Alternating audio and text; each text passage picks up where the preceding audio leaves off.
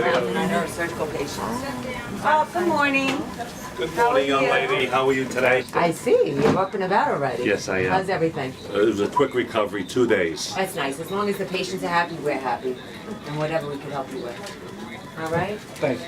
Brings tears to my eyes. Thank you. I see what goes on. God bless you.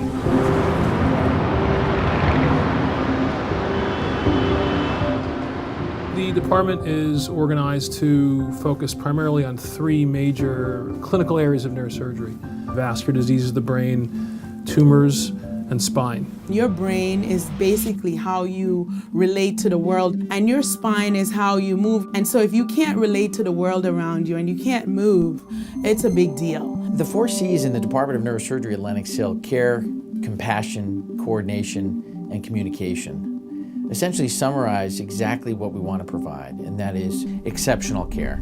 I had a severe headache. I had a sinus problem. I couldn't feel anything on my left side. It was unbearable. They sent me for an MRI. He said, we noticed something that might look like an aneurysm. I had a lesion in my brain. Within a day or two, they'd uncovered a very rare, unusual condition called RCVS. I could have died, or I can go into a stroke. If this lesion decided to bleed, that could be fatal within minutes. When you get this type of diagnosis, you forget everything. Patients are overwhelmed when they're in the office. They don't always hear everything. You're just numb at that point. Even if you write it down, you're not absorbing it. And then it's hard for you to go back and realize what you need to do. We knew we had to do something different to create a patient care environment that takes care of you with our hands and our hearts and minds. The whole world is now driven by technology. We actually use it as tools of trade. We can record the screen, or we can take video on our handheld devices and can be watched at any place and any time. The app that he has on the phone, it tapes the consultation, and you can hear me speaking to him, and he's explaining exactly what he's going to do. This is the aneurysm right here, and the width of the neck is such that we think keeping coils in the aneurysm would be quite difficult. It's not just that he explains to you what's wrong with you, that he's able to illustrate it to you, that you can actually see it in action. The patient can access technology about his or her condition, about his or her treatments, his or her medications. We think of it as a book. Every chapter is a chapter about you. It's always going to be evolving. For them to be able to leave the office, go home, relax, and go over the information, and then come back to us when they're ready, I think that's wonderful. I played the video maybe a half a dozen times for myself. My sisters are asking me 1,000 questions, so I was able to hand them my smartphone, and they can sit down and listen to the entire consultation as if they were there too. Took a lot of stress off of me. You remember me, Andrea, from the office?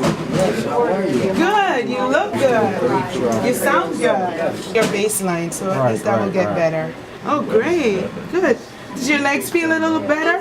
Yes, Okay. I feel a little better. Many departments have what's called a rounding, sign-off, or handoff list. These are often distributed as printed sheets that can be updated several times a day. It's only real-time and efficient the one time that you print it in the morning. So we came up with the idea of the patient active list.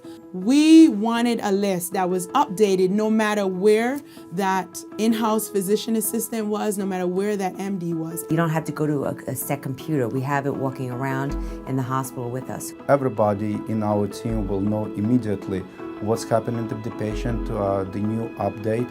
Everyone sees what everybody else is doing. It's like air traffic control for the patient care environment.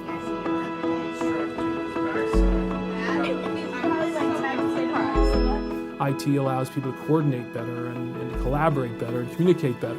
All those things add up to create a patient outcome to be as best as it can be. The department's overall manner is very calming and exudes a real sense of competence. You realize, oh yes, what I'm going through is very serious, but these people can handle it. Everybody did have a role, and the ultimate goal was to make me better, to make me whole again.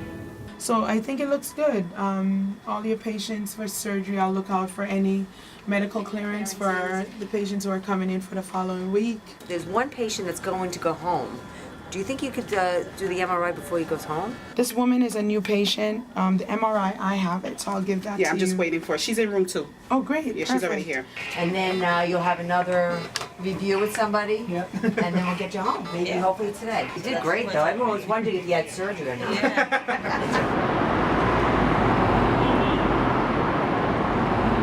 Everything requires research.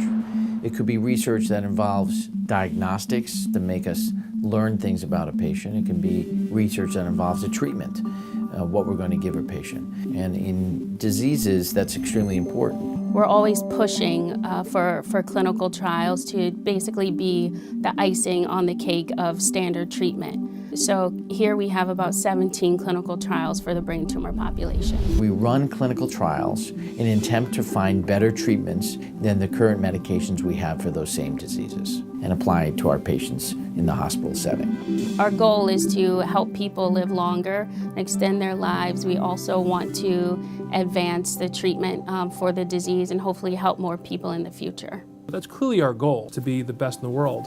You have to have the right people first and the right culture. When I come here to extension of my family.